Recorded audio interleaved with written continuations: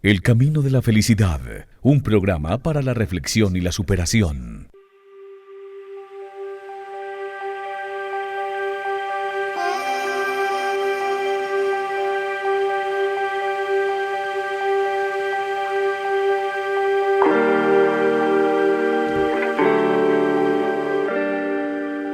Y con ese saludo especial para todos nuestros oyentes y esa cordial bienvenida a nuestro espacio radial del Camino de la Felicidad. Todos los días son más las personas que se suman a esta familia de superación, de crecimiento, de meditación, que se suman a este espacio de reflexión y de motivación que traemos para ustedes a través de este pequeño programa radial que busca siempre el crecimiento, la superación, el avance de nuestra vida.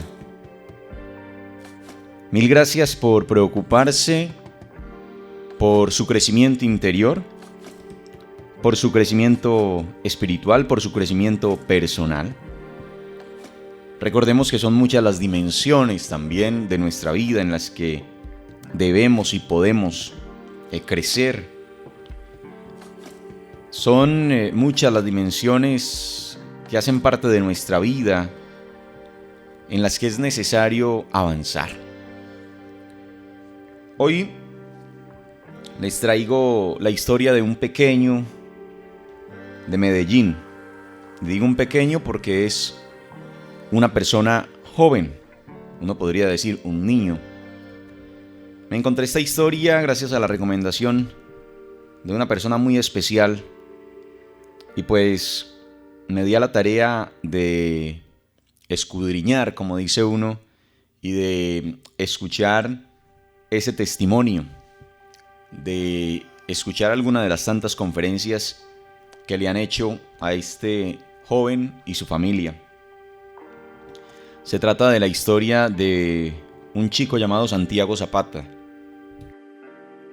Reitero, un joven pues de la ciudad de Medellín. Los pongo en contexto, un poco en resumen, para que podamos comprender, digamos, ese nivel de crecimiento al que podemos llegar. Y el contexto es básicamente una familia pobre, una familia de escasos de recursos, una familia con ciertamente dificultades económicas. Una familia, una pareja, hablo de los papás de Santiago, que viven o vivían en el sector de El Picacho en Medellín, un barrio de invasión, en una casita de madera, digamos, donde terminaban las calles, pues empezaban unas escalas de ahí para arriba, sí, por un cerro, 82 escalas, dicen ellos, hasta llegar a su vivienda, allí donde efectivamente pues tenían su residencia. Y esta familia pues simplemente esta pareja tiene un niño, en principio el mayor, que nace con una enfermedad de atrofia muscular, ¿no es cierto? O sea, nacía atrofiado los músculos, una enfermedad que les iba desgastando los músculos y que a este tipo de personas con este tipo de discapacidad pues les pronostican poco tiempo de vida, no más allá de los 20 años. El mayor pues tenía esta enfermedad. Nace un segundo hijo con una diferencia de año y medio con respecto al primero, y este segundo hijo nace sin la enfermedad. Este a su vez acompaña al mayor en sus, digamos, posibilidades de pronto de estudio. Deciden pues entrarlos a estudiar, y reitero, el segundo es el que lleva en una sillita de ruedas al primero. ¿Sí? Eso en esencia era la vida de esta familia: 2 hijos, y el segundo cuidaba del primero, ¿cierto? El segundo cuidaba del mayor, y pues tenían que estar juntos, como dice uno, para arriba y para abajo, en el colegio, incluso en la escuela. Si el uno perdía un año, pues el otro tenía que perderlo también, porque tenían que estar juntos, pues a efectos de poder llevarlo en la silla de ruedas al baño, en fin, lidiar un poco con él. Eso por el lado de esos dos primeros hijos. Por el lado del papá, el papá se dedicaba a, digamos, a trabajos de vendedor ambulante. Entonces vendía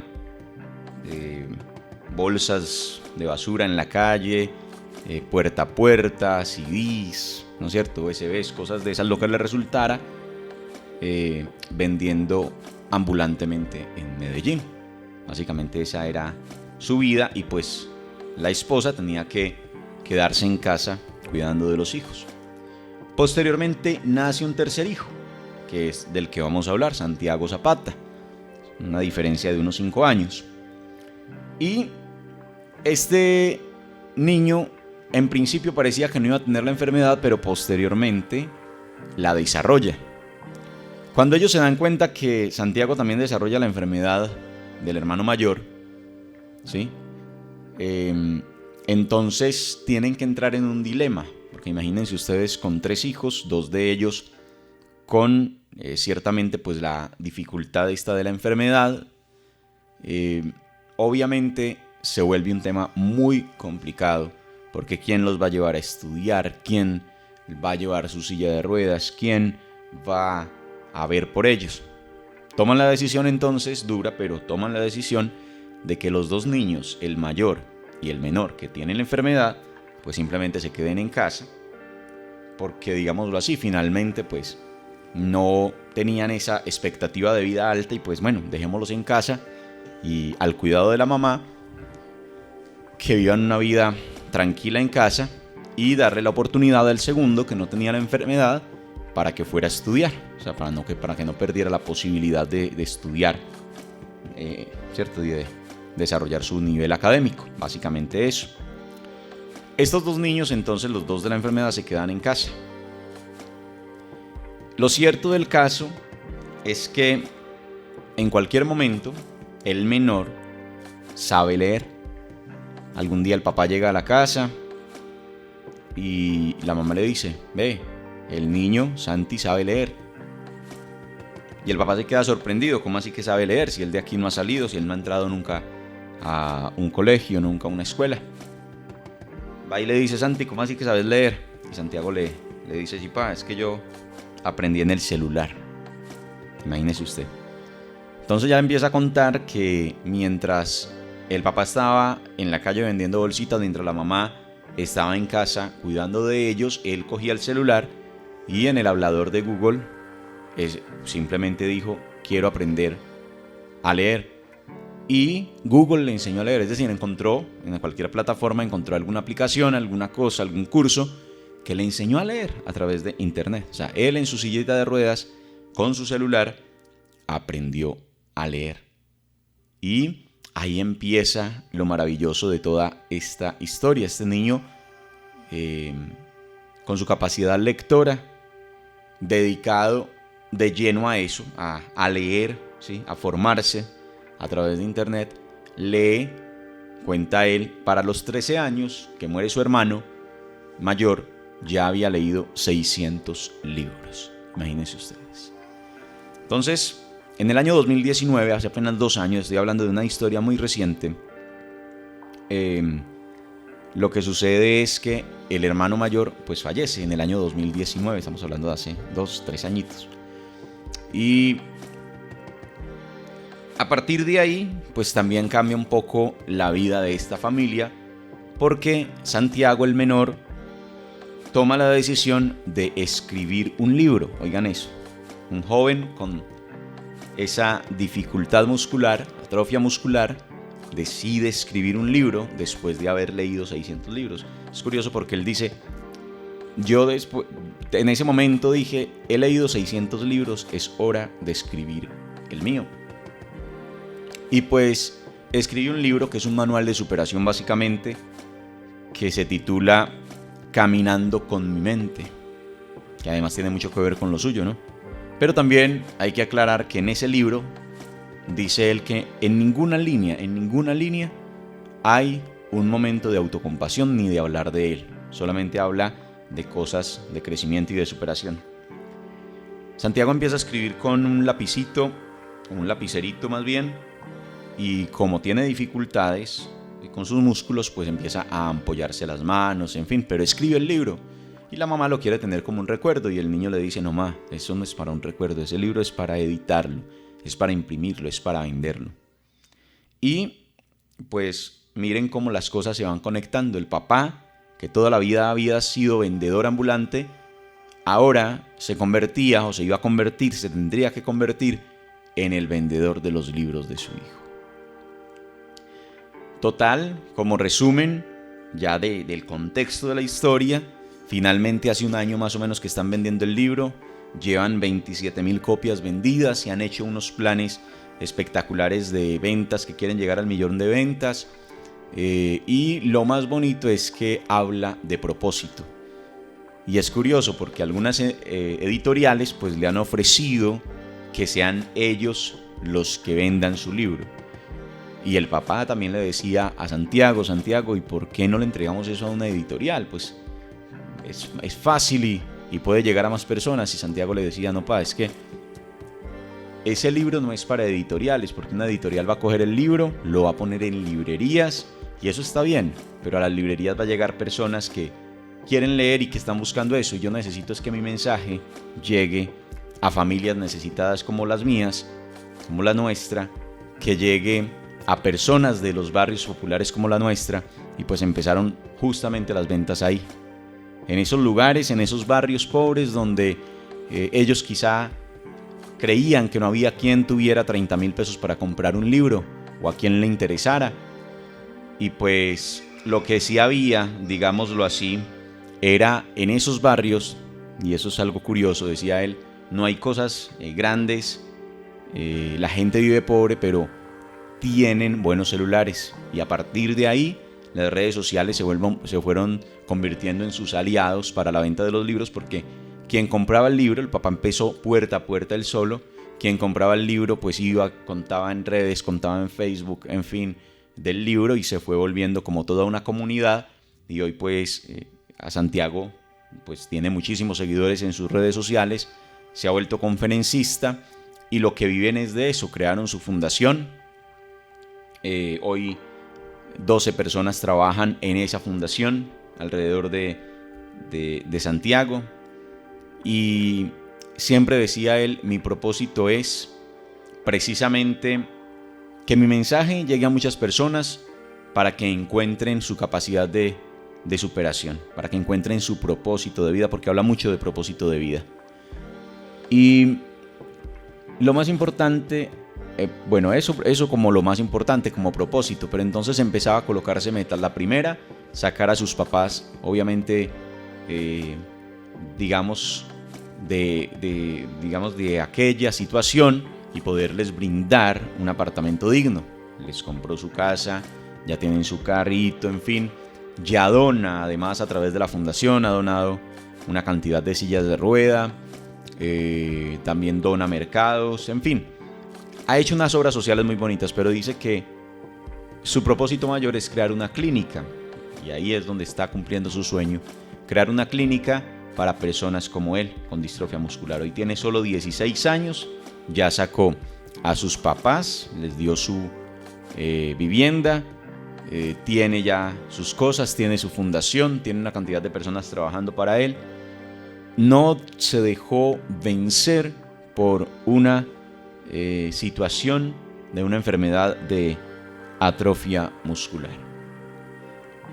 Hasta ahí miren el tema de solo la historia, ¿no? Que solo la historia es impactante. Me faltarán detalles, obviamente, porque ellos la cuentan más a fondo, con más pormenores, en fin. Pero trato de dar el contexto completo. Bueno, finalmente la familia tiene también una niña, posteriormente con los años, es bebé, en fin. Y ahí está Santiago, dando pues o cumpliendo su propósito de vida, dando conferencias, y el único cobro para estar en una conferencia de Santiago es la compra del libro.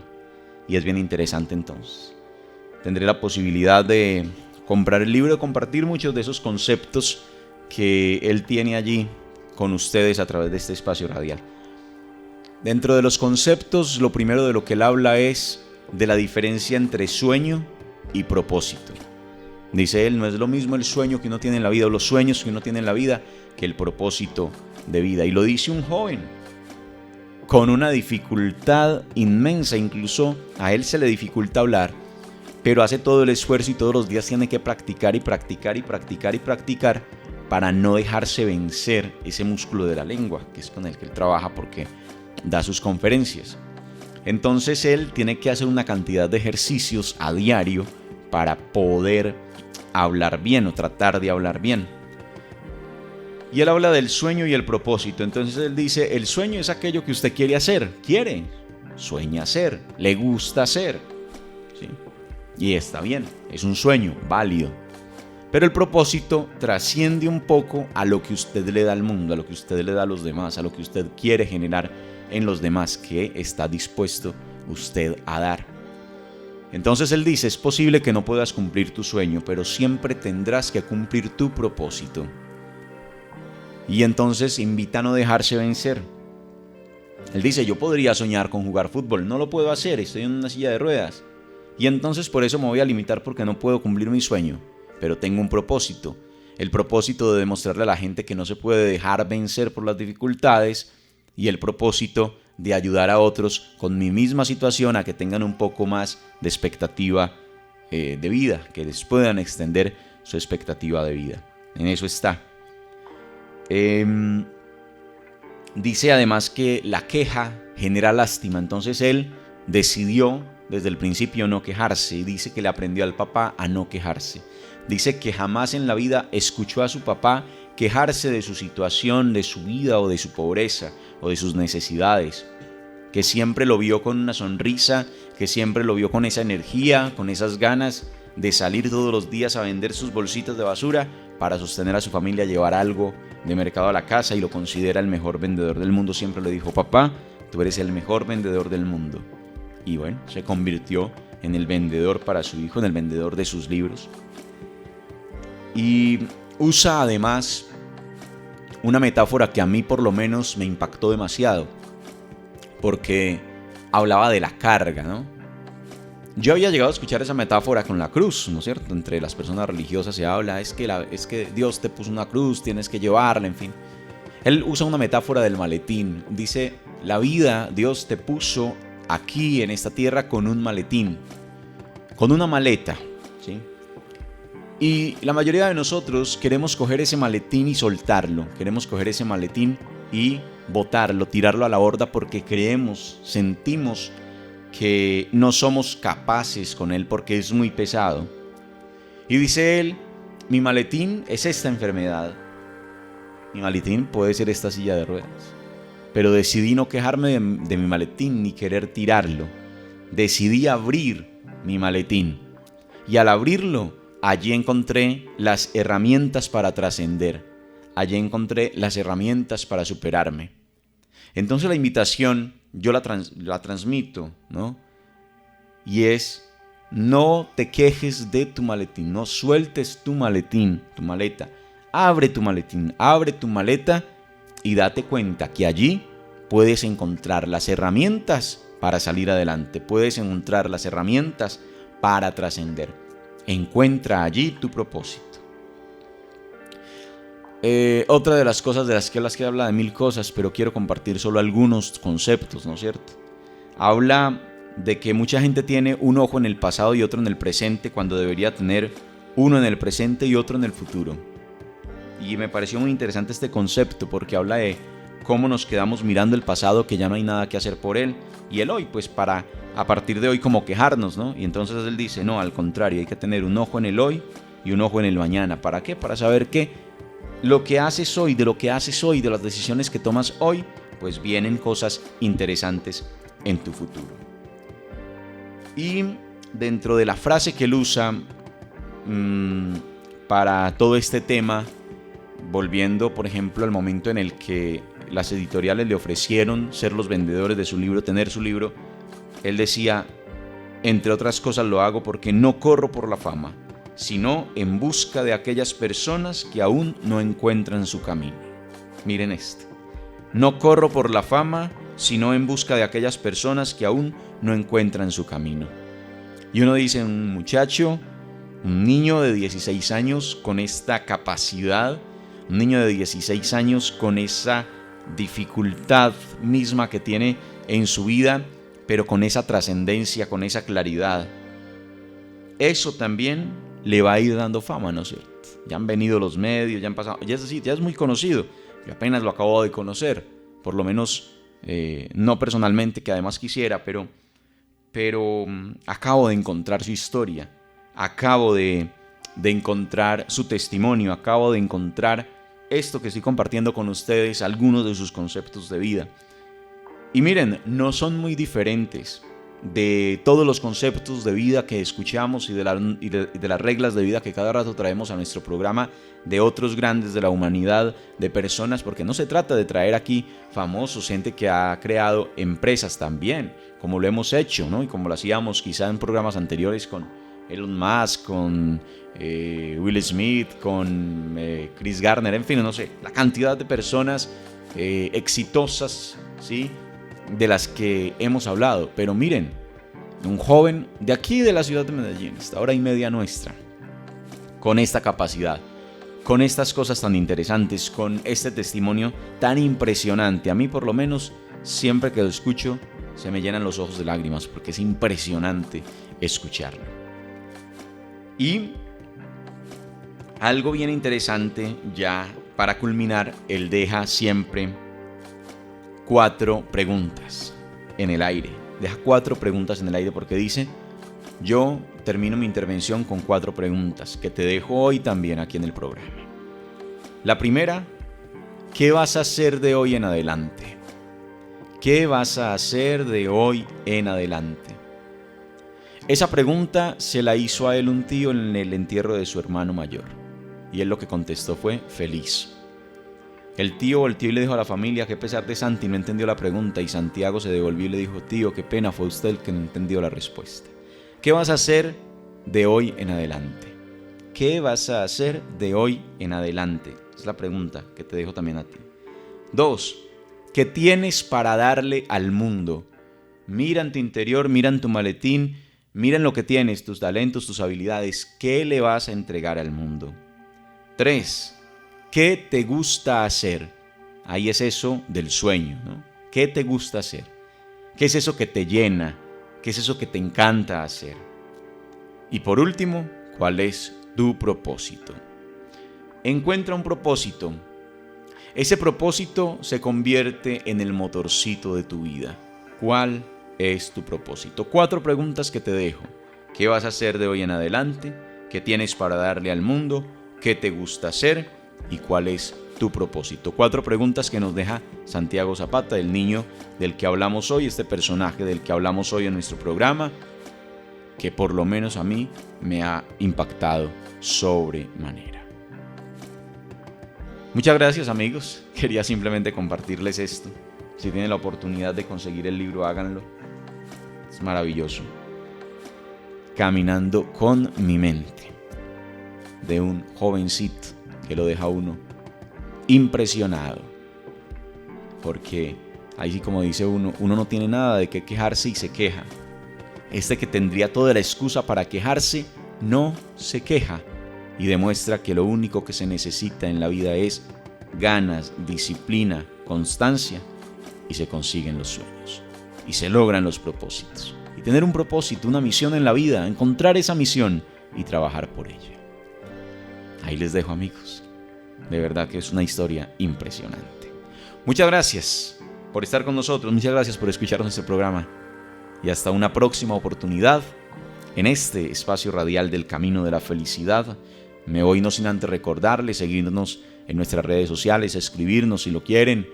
Estamos ahí para charlar con ustedes. Si nos quieren proponer temas, también empiecen a hacerlos. Recuerden que estamos en Facebook, estamos en YouTube, estamos en Twitter, estamos en Instagram y estamos en iVoox. Encuéntranos en nuestras redes como @cfelicidadtotal. Muchas gracias y hasta una próxima oportunidad en este espacio radial, El Camino de la Felicidad.